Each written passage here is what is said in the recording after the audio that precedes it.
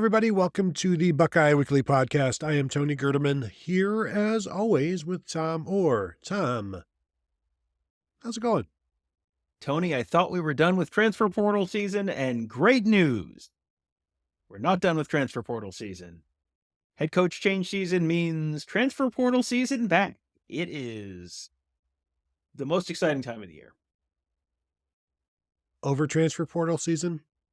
Oh, I'll never be over transfer portal season. Definitely not. And so there are certainly things to talk about, but we will talk about them through the avenue of some listener questions. And thankfully, one of the topics that we wanted to discuss is the first, was brought up in the very first question that we have here, Tom. So let's get started so that we can get going and so that we can get finished. All right, from @Wags1415. Okay, here you go, mailbag question. Is a bigger get for the Buckeyes out of the portal? 1, Caleb Downs, of course, Alabama safety. 2, Kadyn Proctor, of course, Alabama tackle. 1 meets an immediate need, 1 meets a luxury need. If I could get 1, it would be Proctor. I don't want to be greedy and ask for both. So I don't know that I view one of these as like a pure luxury and one of these as a, absolute need. I think I look at them as fairly similar situations where you're probably, I know what he's saying, and I understand the argument that Kadyn Proctor as a tackle is a higher priority than Caleb Downs as a safety, but I think if you add either one of these, it raises the ceiling for that side of the ball for Ohio State by a significant amount. And I would say that Ohio State's not necessarily a favorite to land either one now. That's sort of changed a little bit, but if you asked Ryan Day, okay, you can have either one of these guys, but you can only have one, which one is Ryan Day taking? I think Ryan Day is taking Kadyn Proctor and running home. But if you could add a player like Caleb Downs, now your defense is like, you're set. We don't even want anybody else. We've got everything. That the one missing piece, and I don't even know honestly that it's a missing piece, because you do have Malik Hartford there as well that could play that free safety, who started 2 games as a true freshman, the first true freshman safety to start a game at Ohio State since Von Bell. Von Bell then responds as a second-year guy, helping win a national championship as a third-year guy, being a first-team All-American. But with Proctor, it is interesting to me that both of these guys, whichever one you don't get, in theory, whichever one you didn't get, the replacement is a talented Ohio State sophomore, likely. Like, if you don't get Kadyn Proctor, somehow I think Luke Montgomery is involved, like whether it's right guard or right tackle. If you don't get Caleb Downs, it's sophomore Malik Hartford most likely at that safety spot instead of Caleb Downs. So they have people there. But if you can add a guy who started at Alabama as a true freshman, whichever, then you do it. But if it's me, it's really difficult not to just load up on the offensive line as much as you can, knowing how much you have back in the secondary. And no, you don't know who necessarily your free safety is, and I think it is Malik Hartford, and you don't know how good he is. But when you start that early, or when we've heard nothing but good things about Malik Hartford, the only bad thing we've ever heard about him was when he got benched because he was, it was his second game in college, and he started because of injury, and then he made some bad reads, and it's like, okay, you're not ready yet. That's fine. He's a true freshman. But, at this point with this team, the way it's looking, I think Downs is the luxury. Proctor, and I'm not even saying he is a need, but he would fill a bigger need. Yeah, and I can see that, and I think I don't know. I view both of those guys as potential significant opportunities.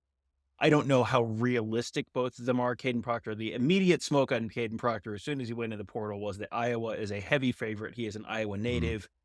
I think there was some anger when he left the state of Iowa to go to Alabama, and now he has a chance to make the home state folks happy. So, I think Caleb Downs is the one they're more likely to get. Either one of them, though, I think that sort of materially impacts my view of what this next season could be, because either, Malik Hartford is, as you said, if you're even in this conversation where you're playing as a true freshman, that tells me an awful lot. Even if you're not ready, the fact that they're willing to put you out there, that tells me a lot about what they think you could be. But Caleb Downs was, I don't know if he was actually an All-American or like named an All-American or just played in a sort of All-American kind of caliber on a very, very, very good Alabama defense last year. So either way, if Ohio State adds either one of those, I think that only makes them a stronger contender for the national championship this coming year. And if you can keep everyone, you bring in Caleb Downs and you keep Malik Hartford and you shuffle your safeties, however you're shuffling your safeties, that only improves your opportunities, because as we've talked about this before in other contexts, but with potentially having to play 16 games, if you win the Big Ten and you go win your 12 regular season games, and then you go to the Big Ten championship game and you win that, and then you go to the college football playoff and you have you have to win 3 games there to win the national championship. That's a lot of football, and you're gonna have to have established depth to be able to survive 16 games. So either way, if they add either one of these, I think that is major celebration time in Columbus. We'll see if it is. We'll see if they can land one or both of them, but it is either one would be a very, very big deal. Well, and even the 16 games, Lathan Ransom has battled injuries. If they had somebody as good as Lathan Ransom taking over for him when he got hurt, after he got hurt this past season, and they could have just kind of been more seamless in that. If you add somebody like Caleb Downs, that would do that. Georgia, if they get him, they already have an All-American safety in Malachi Starks. Now you add Caleb Downs to that, and wherever he goes, he is going to take some expectations individually and as a team with him. Yeah, and so let's go to the next one. At Chris_SDs1, where is all the dissatisfaction I've seen regarding Corey Dennis coming from? He's had direct involvement with the quarterbacks being developed into 3 first-round draft picks in the last few years. So this is, I think, a little bit of a complicated question, because you've got a head coach who is not just an offensive side of the ball guy, but specifically a quarterback guy. So when you have that, and when you have and he's known as a QB guru, and he was the quarterback's coach, and then he was the offensive coordinator for Ohio State. It's like, okay, how much credit exactly do you want to parse out to the different parties here in this conversation? And Corey Dennis, I think probably, as people are sort of doing that calculus, the fact that Corey Dennis was not a quarterback in college, has not served as a quarterback coach on any other staff, and the fact that Corey Dennis is the son-in-law of Urban Meyer, I think you have people sort of looking at that and going, so walk me through exactly the process and the qualifications that got you this job. And that's true of anyone who's related to anyone who is a famous football coach. You see that a lot, the sons or sons-in-law or grandsons of famous football coaches getting jobs, and sometimes those guys turn into great coaches, and sometimes it's Jay Paterno or Jeff Bowden or Brian Ferentz or take your pick of other coaches. So I think you sort of come in with a little bit of a jaundiced eye based on that, and then I think with a quarterback expert guru being the head coach, I think it's not that hard to look and go, well, it's Ryan Day's program. And even if Ryan Day is just telling you what to say and telling you what to do and telling you what to work on with these guys in practice, like, how much credit do you get? I think that factors into this a lot. Well, and new AD Ross Bjork talked about it a little bit on Wednesday when he called Ryan Day one of the best offensive minds in college football. And when you listen to recruits talk, in terms of quarterbacks, it's like going and playing for Ryan Day. and there is a draw to playing for a head coach. Just look at all of the players leaving Alabama now and decommitting from Alabama because the coach they went to play for is no longer there. And so Ryan Day gets a lot of that credit, and I don't know that anybody has said he shouldn't be getting that credit. And when nobody's saying he shouldn't be, then clearly it doesn't mean nobody's saying, hey, why isn't Corey Dennis getting any of the credit? Because everybody knows this is Ryan Day's offense, and he's still calling plays, and he's still with the quarterbacks an awful lot. He moves around, but quarterback is always his home. I also think the lack of stellar play from the quarterback position at times this year, and then also in the Cotton Bowl, where we don't know what Devin Brown was going to do, but when the 2 and 3 quarterbacks don't look all that good, and during the season, then that kind of falls on the quarterback's coach as well. You can get one guy prepared, you can't get two guys prepared, and though as well as the starter was prepared, there were still some issues there as well. So I think, like you said, Tom, he can't get himself credit because of who he's coaching for. It's a lot like Eric Bieniemy with the Chiefs had to leave so that people could see him as a future head coach as he's calling his own plays instead of Andy Reid just calling the plays. And everybody's like, well, you're just an offensive coordinator, but Andy Reid's calling the plays. Like Brian Hartline, you're just an offensive coordinator, but Ryan Day is calling the plays. At some point, Corey Dennis, for his own good, like all coaches, you kind of have to eventually leave and prove yourself somewhere else.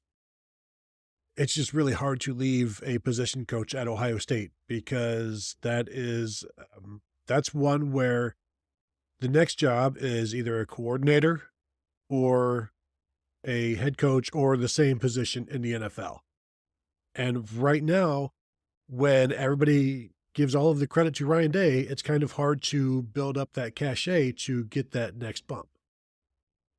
Yeah, and I think another thing that maybe factors into this conversation a little bit is you go back to the COVID year, and Ryan Day was working with Justin Fields, and Corey Dennis was working with the backups, and we've never really gotten a great answer on exactly how the division of labor has worked in seasons since then. It's so, you kind of get the more general, like, oh, everyone, we're all coaches drawing up ball plays, and you get the kind of like general answer that's not a real specific answer. But as you said, if the 2 and 3 guys don't look great, that's going to come back on the quarterback coach. And in a year when the QB1 did not look like a typical QB1, I think, if you want to give Corey Dennis credit for the previous 3 years to whatever degree you want to, well, that means you got to kind of wear it in a year when QB1 and QB2 and QB3 did not look like what the expectation is at Ohio State. So, that's one of those things that kind of swings both ways. And there isn't a body of work of Corey Dennis working when he's not on Ryan Day's staff. So you don't have, like you said, that separate thing to point to that go, look, he's, Jim Knowles. There's no question what Jim Knowles does on the Ohio State defense because Jim Knowles is the defensive coordinator and the head coach is on the offensive side of the ball. So it's Jim Knowles' defense. He's the head coach of the defense. It's very easy to figure out. Corey Dennis, position coach with the head coach on that side of the ball, specializing that position, has never had to be that guy separate from Ryan Day. So I think there's a lot of gray area there, and he may get an opportunity to do something on his own in the future. And if so, then we'll all find out together. We'll see where he ends up. Where he ends up, if and when he leaves at some point, it may tell you a lot about the perception is he the quarterback's coach or the offensive coordinator at Oklahoma, or is he the quarterback coach at Bowling Green? I have no idea where he, if and when he's headed somewhere and when, where that might be, but that may give you a sense of, sort of perception in the industry of where he is. Next one, also from @Chris_SDs1. Should special teams get more aggressive under the new coordinator? We've been extremely passive in both kickoff and punt returns. Tony, I feel like we've talked about this at times in the past, and the answer is yeah. Yeah, undoubtedly get more aggressive.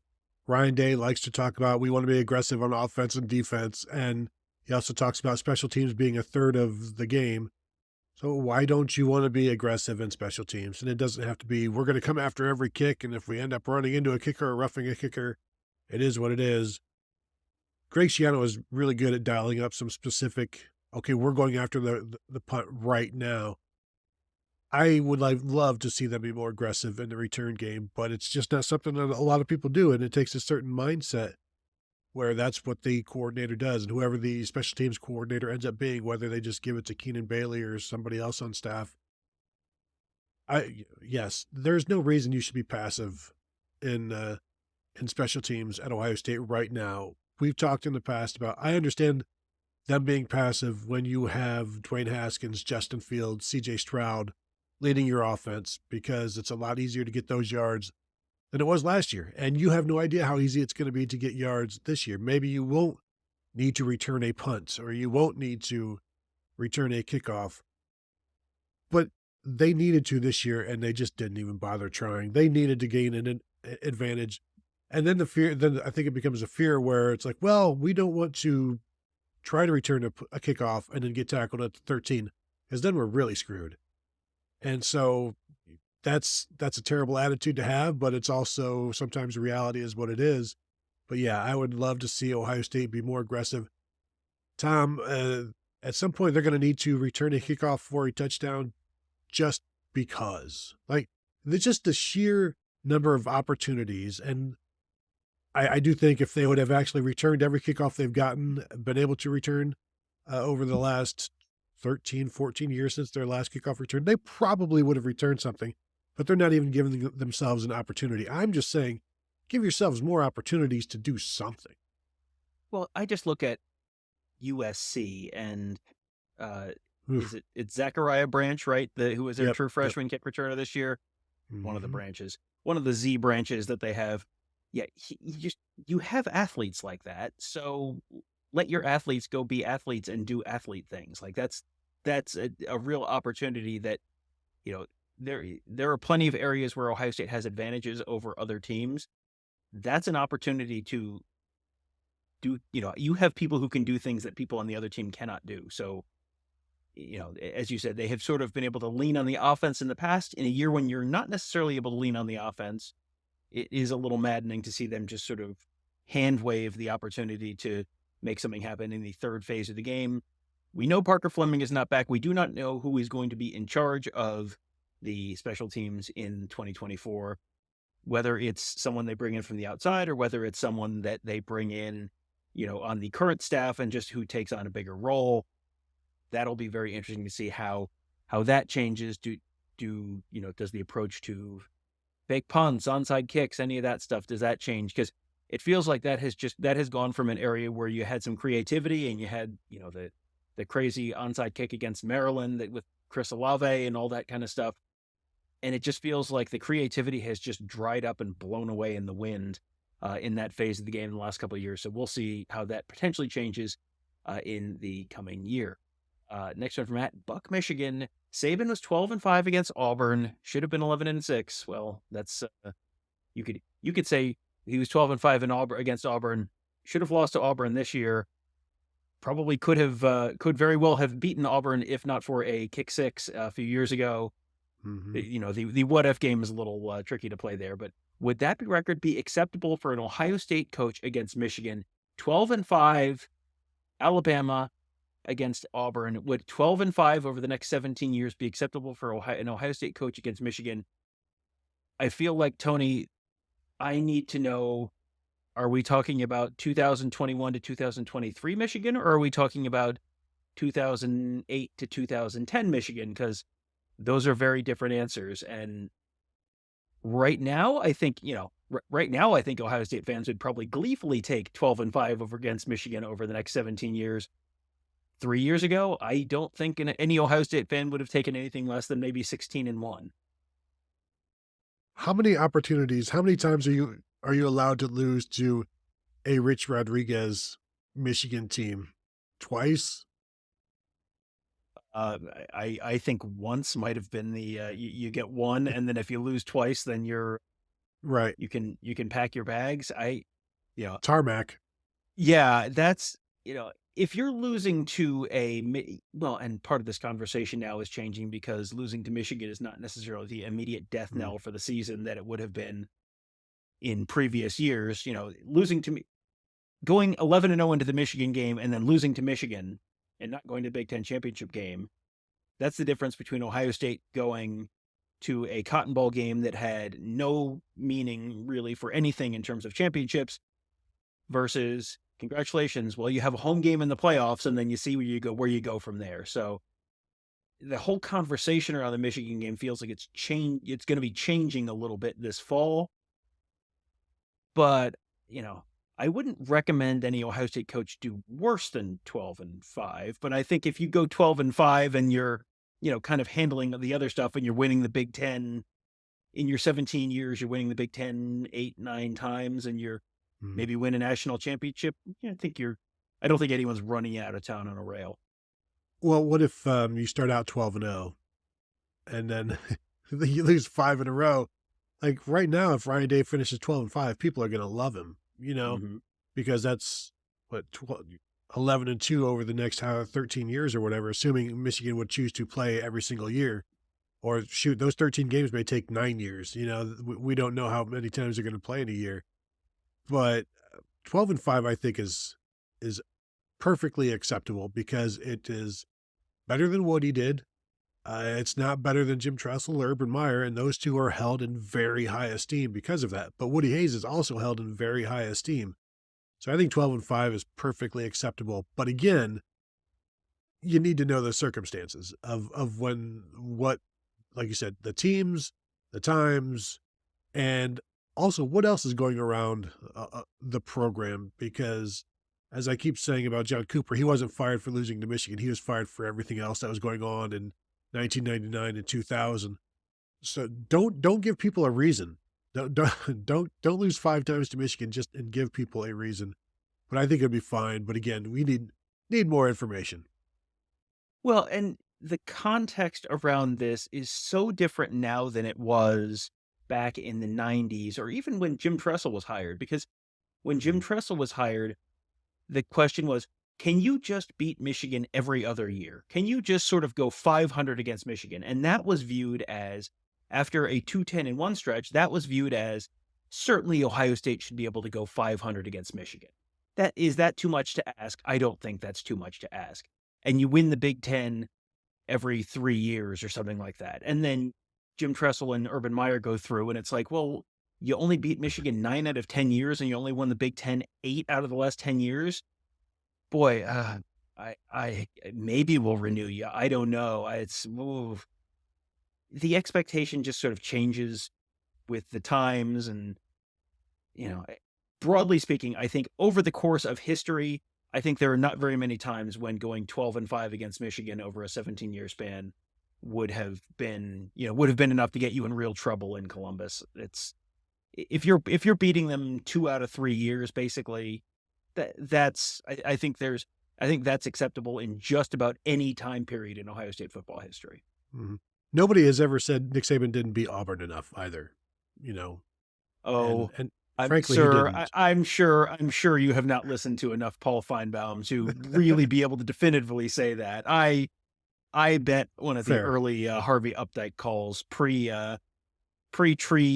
Harvey Updike calls, involved not beating the Barners enough. Almost certainly. From Zona Buck, Ohio State has 5 running backs, now down to 6 tight ends after Sam Hart announced he'd be leaving in May. What is the right balance, and what are the possible plans to get there? What is the ideal? 5 running backs seems like a perfectly acceptable number of running backs to have on Ohio State's roster. We'll see what the roster looks like after the spring, because you can have guys coming in, you can have guys coming out. You don't really know, but 5 running backs seems like a pretty good number, especially if it's not the 5 running backs they had last year where it was all veteran guys and they're all sort of looking for carries.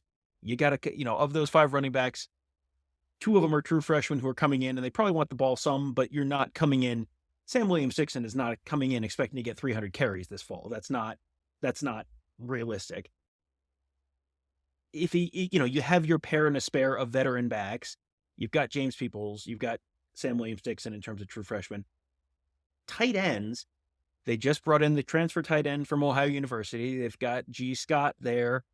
You've got Jelani Thurman. You've got two true freshmen, and you've got Bennett Christian. So that's the 6. I don't really know, Tony. Is 6 tight ends, is that too few? They're sort of spaced throughout the years. It feels like, they probably want to be taking. Do you need to take more than 3 tight ends every 2 years? I don't know that you can take 2 tight ends every year. So 6 tight ends seems like that's a pretty reasonable number to me over a 4-year span. Yeah, I think they do 1 and then 2, like 1 every other year, 2 every other year, and then you end up with 6 over a 4-year period. Sometimes they leave, and so you have to go to a portal. I think 6 is. I'm not entirely sure that's the exact number they want. I think it is. I know 5 running backs is what they shoot for. That's what they have allotted for their room. So I think they're fine there. We'll see, like you said, if it stays at 5 after spring, and at this point you can't assume anything. But with tight ends being such a developmental position, I don't see Demarion Witten playing this year in terms of a tight end. I don't see him ever lining up next to a tackle in a real live game this year. I could see that from Max LeBlanc. I wish he had enrolled early. I really like him, and he's more of a tight end than Demarion Witten is right now. Demarion Witten is a freak athlete who is incredible in high school at what he does, and what he does is play receiver, play quarterback, place kicker. Like he is the guy that Ted Ginn has always used in terms of your best athlete. We're just going to put him at quarterback at times, let him do stuff. Ted Ginn, Jermail Hines, I think Marshawn Lattimore was in the offense as well. I think maybe Christian Bryant as well. Like they just use the best athletes and just try to do as much as they can with them. And so Demarion Witten has played all over in his time at Glenville, and he's probably like 6'4", 215 right now. So that tells you he's not ready for tight end. So I don't see him involved, but you've got the guys that you do, and Bennett Christian spending the entire season just waiting for building towards this coming season. I think he will obviously be hungry. We'll see if he can factor in. When you lose Joe Royer, when you lose Sam Hart, I think part of that is because they see who's ahead of them. They see the situation that they are facing, and playing time, wanting to be closer to home. We'll see where Sam Hart ends up. He's from Colorado, so it wouldn't shock me at all if he ends up way out west somewhere. But they want to play, and they want to find a quicker way or an easier way or a more sure way to the field. And I do also wonder how Jelani Thurman is going to develop this year, because to me, I can see him being the 3rd tight end, but I can also see him being the 1st tight end by the time the season rolls around. But I think Max Kaczmarek is going to have an impact on this team. And I like the top 3 that they have. We'll see if anybody else can factor in. And generally, in any given season, they don't need more than 3, especially if they have some sort of a guy who can do the fullback aspect of it. And it'll be interesting to ask who will be the fullback this year. Is it Caden Curry again? Is it Caden McDonald? Is there anybody on offense? But maybe you just do a lot of the 2-back sets with Henderson and Quinshon Judkins. Well, I think whoever the fullback is, this is going to be maybe the most interested an Ohio State athletic director has ever been in who the fullback is, because that was something that Ross Bjork mentioned specifically. He looked over Ryan Day, and I think he a fullback when he played football, or his son plays fullback at something like that. Yeah, and he was sort of lobbying for Ryan Day to include a fullback, and maybe work a little fullback trap into the offense, which would undoubtedly please not only Ross Bjork, but also our buddy Marcus Hartman of the Dayton Daily News, who's always up for a good trap play. I was sitting right across the aisle from Ryan Day, and he's sort of laughing and smiling and said, we could probably make that happen, something along those lines. So, if the boss wants a fullback, Tony, I think you gotta get a fullback. Otherwise, next year's performance review, good, beat Michigan, won whatever championships you won, must improve, fullback. You don't want that. You don't want that on your. You don't want to just hand him a must improve. That's That's you gotta work someone in, and they've been mining the defensive line room for a little while to try and find a fullback. But you know, Bennett Christian is super interesting to me because we didn't see him. He was suspended the whole 2023 season, so we have not seen him on the field in any meaningful way for a full calendar year. So what is he going to look like? Because he was someone who I think they thought was maybe going to be physically ready-ish to Hmm. be, that kind of all-around blocker and all of that. So what is he going to look like when we get to see him out in the field this spring? What are we going to get to see out of Jelani Thurman, who they are super, super excited about? But, he's going to have another winter in the strength program and all that to sort of bulk up and get a little more ready to block and all that. And Kazmir coming up from Ohio University, he's someone who I think they're looking at as someone who's going to be able to handle the blocking load. And so there's a lot of pieces there. There's a lot of pieces and parts, not a ton of real proven, I don't know there's anyone in that room that you look at and you go, that's the guy who's going to have 35 catches and 400 yards like Cade Stover did, or that's the guy who's definitely going to be able to be the, grade A blocker that they need on the edge to make that run game work. There's a lot of possibles. There's a lot of maybes. But there's going to be a lot of stuff that we got to watch them sort out during the course of the spring and the summer. I think one of the other interesting aspects, you have all of these big, sizable tight ends, 6'6", 6'5", 250, 6'7", I think with Jelani Thurman, 6'5", 6'6". And then you've got G. Scott, who is completely different than all of them, but he may be the number one. But I'm interested to see what he can do as the number one receiving tight end target, because he's never been that. Can he do what Cade Stover did?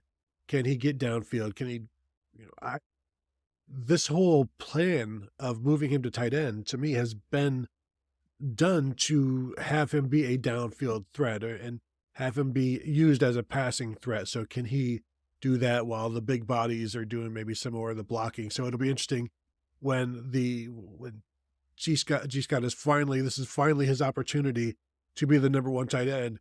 And he's probably lined up in the slot more and 12 personnel, and then the bigger tight end is lined up on the line.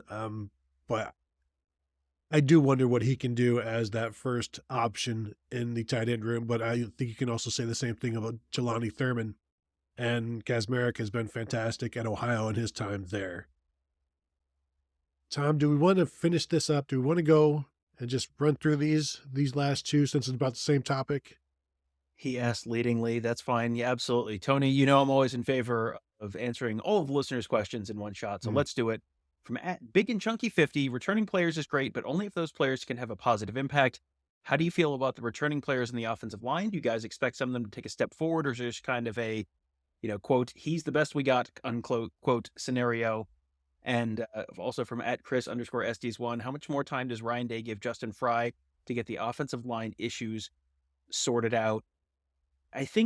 Returning players is great. I don't know that there's anywhere on the field outside of maybe quarterback where returning players is better than on the offensive line. And to return, potentially 4 starters on the offensive line, Matt Jones is the only one that we know that's not going to be there.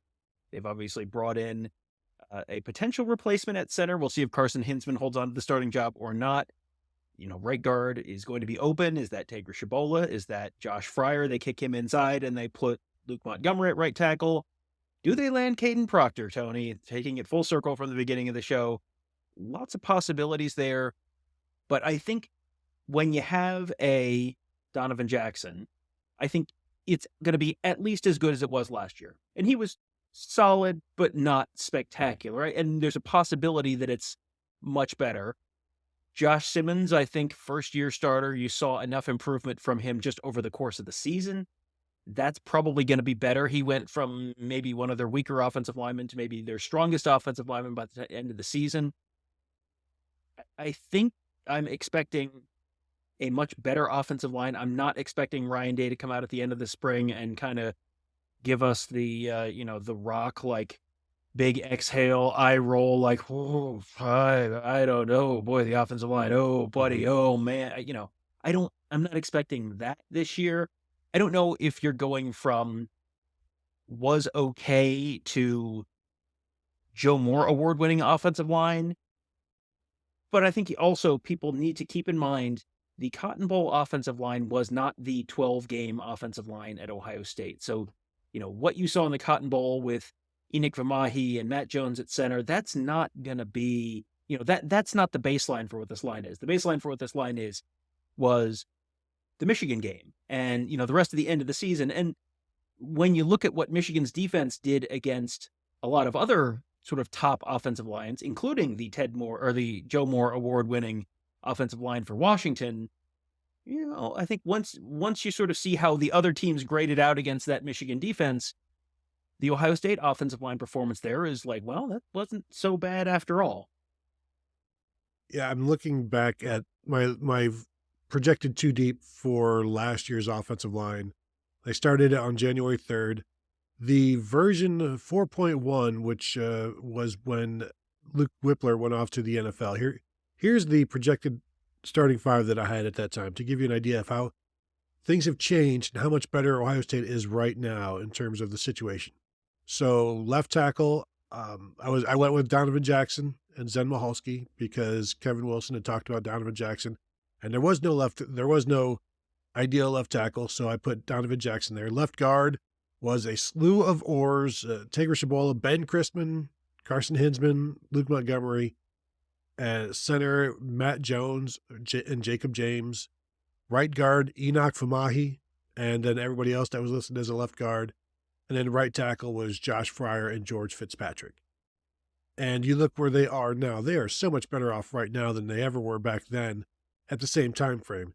So I think they're okay. They'll be okay. I know the Missouri game was terrible, but I do expect them to be better than they were this year. They've added some people. So I don't think that's as doom and gloom as everybody is, or as a lot of people are saying, especially when you add in the running threat of the quarterback, two very good running backs. I think they're going to be okay. And then in terms of how much time does Ryan Day give Justin Fry to get the offensive line issue sorted out? I think one more year, unless the new offensive coordinator comes in and is like, I want my guy. So I think if it's underperforming again next year, then you've got to make a change. Well, and if it's underperforming this fall, what does that make this season for Ohio State? And, are you having bigger conversations about changes at Ohio State if it's an underperforming year again this year? So, yeah, I think question number one is, who is the new offensive coordinator? And Ryan Day on Wednesday was asked that, are you expected to have a new offensive coordinator? Are you expected to introduce someone soon? And he said, I'm going to paraphrase this. It was sort of like, well, yeah, we're looking at a lot of stuff. We'll let you know, which was simultaneously an answer, but not really an answer, if you know what I mean. So, if and when there is a new offensive coordinator, and you get the sense that there probably will be, that person, according to the sort of leaks and the rumors and reports on this, that person's going to be the one who has to figure out personnel on that side of the ball in terms of coaching staff. And, are you making quarterback coach changes or changes at other positions?